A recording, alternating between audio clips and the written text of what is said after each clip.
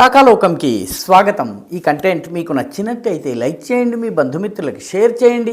ఇప్పటి వరకు సబ్స్క్రైబ్ చేసుకోకపోతే సబ్స్క్రైబ్ బటన్ని నొక్కండి, అదేవిధంగా బెల్ ఐకాన్ని కూడా నొక్కండి తప్పనిసరిగా. జై హింద్ మిత్రులారా, పాకిస్తాన్లో గత 2 వారాల్లో అంటే 14 రోజుల్లో 11 మంది భారత వ్యతిరేక ఉగ్రవాదులు హతమైపోయారు. అంటే దాదాపుగా ఒక క్రికెట్ టీం అంతమంది హతమైపోయారు.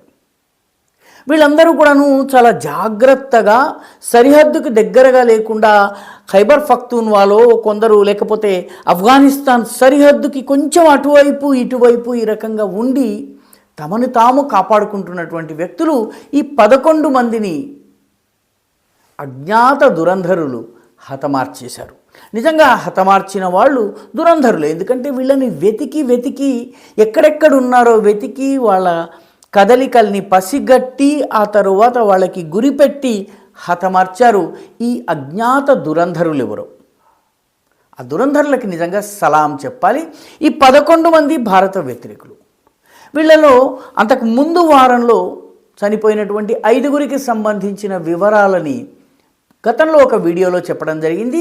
ఈ వారంలో చనిపోయినటువంటి ఈ వారం స్కోర్, దురంధర్ల యాక్షన్కి ఈ వారం స్కోర్ మీకు ఈ వీడియో ద్వారా తెలియజెప్పడం జరుగుతోంది. మొట్టమొదటి వ్యక్తి, వీళ్ళందరికీ తమాషా ఏంటంటే వీళ్ళందరి పేర్లు, ఒకటి పేరు కెమిస్ట్ కోడ్ నేమ్, ఒకటి పేరు లోడ్ మ్యాన్, ఒకటి పేరు ట్రైనర్, ఇంకొకటి పేరు ఎడిటర్. అంటే వీళ్ళు చేసే పనులని వీళ్ళ యొక్క నిక్ నేమ్స్గా వీళ్ళు వాడుకుంటూ వస్తున్నారు. మొట్టమొదట చనిపోయినటువంటి వాడు, దురంధర్ యాక్షన్లో పోయినటువంటి వాడు అబ్దుల్ బాసిత్. వీడు ఆఫ్ఘనిస్తాన్లో ఉన్నటువంటి నాంగన్హార్ రాష్ట్రం ఏదైతే ఉందో ఆ ప్రావిన్స్ దగ్గర ఉన్నటువంటి అచిన్ అనే పట్టణంలో ఉన్నాడు. ఆఫ్ఘనిస్తాన్లో తలదాచుకుంటున్నాడు. అయినప్పటికీ వీడి పేరు కెమిస్ట్, ఎందుకంటే వీడు రసాయనాల్ని కలిపి బాంబులు తయారు చేయడంలో ఎక్స్పర్ట్. టిఏటిపి ఎక్స్పర్ట్ అంటారు. టిఏటిపి అంటే వాస్తవానికి అల్ ఫలా యూనివర్సిటీలో డాక్టర్లందరూ పోగు చేసినటువంటి 29,100 కిలోల అమోనియం నైట్రేట్ ఏదైతే ఉందో దాన్ని టిఏటిపి అంటారు. ఈయన ISIS, Islamic State of Khorasan province, ఇది తాలిబాన్లకు వ్యతిరేకంగా పనిచేసే పాకిస్తాన్ తయారు చేసిన సంస్థ. దీని నాయకుడైన అబూ తాహెర్ అల్ ఖురాసానీకి చాలా సన్నిహితుడు ఈ అబ్దుల్ బాసిత్. ఈయన జమ్మూలో కూడాను ఢిల్లీ తరహా పేలుళ్లను నిర్వహించేందుకు పథకం పన్నాడు. అవన్నీ చేసే లోపలే 2 అజ్ఞాతదారులు రావడము, తుపాకీ పేల్చటము, ఖతం చేయటము, వెళ్ళిపోవడము. ఆ దురంధరులు ఎవరో తెలియదు కానీ అబ్దుల్ బాసిత్ హతమైపోయాడు. అదేవిధంగా రెండవ వ్యక్తి, ఉగ్రవాదులకు సేఫ్ హౌసెస్ ప్రొవైడ్ చేసేటటువంటి కారీ యూసుఫ్ నాంగన్హార్ ఆఫ్ఘనిస్తాన్ చెందినటువంటిది. ఇది ఈ కారీ యూసుఫ్ నాంగన్హార్ నమాజ్కి వెళ్ళి వస్తుంటే ఖతం.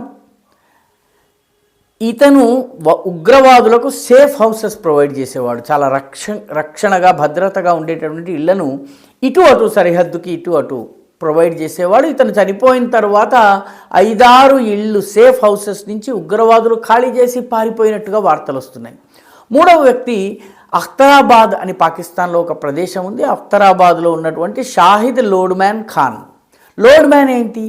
వీడు రకరకాల వస్తువుల్ని లోడ్స్గా తీసుకుని భుజాన వేసుకుని సరిహద్దుకు అటు ఇటు తీసుకొస్తూ ఉంటాడు. మాదక ద్రవ్యాలు తెస్తూ ఉంటాడు, ఆయుధాలు తీసుకొస్తూ ఉంటాడు, బాంబు చేసేటువంటి పదార్థాలు తీసుకొస్తూ ఉంటాడు, లోడ్ క్యారీ చేస్తాడు. కాబట్టి వీడి పేరు లోడ్ మ్యాన్, మూడవ వాడు వీడు. నాలుగవ వ్యక్తి లాహోర్లోని కసూర్ ప్రాంతంలో ఉన్నటువంటి ఉస్మాన్ షేక్. ఈ ఉస్మాన్ షేక్ ఫోర్జరీలో ఎక్స్పర్ట్. అంటే రెక్కీ నిర్వహించటంలో, ఫోర్జరీ ద్వారా ఆధార పత్రాలు తయారు చేయడంలో, డాక్యుమెంట్స్ తయారు చేసి ఉగ్రవాదులకు ఇవ్వడంలో, వాళ్ళకి లాజిస్టిక్ సపోర్ట్ చేయడంలో చాలా ఉద్దండు. ఇతడు బయటకు వెళ్ళాడు, మళ్ళీ రాలేదు. ఇప్పటి వరకు అతని శవము దొరకలేదు. అతను చనిపోయిన మాట మాత్రము కుటుంబ సభ్యులు, ఇతని మిత్రులు ఎవరైతే ఉన్నారో వీళ్ళు మాత్రం అనుమానాలు వ్యక్తం చేస్తున్నారు. ఇతను 4వ వ్యక్తి. 5వ వ్యక్తి పేరు ఇక్రముల్లా ట్రైనర్.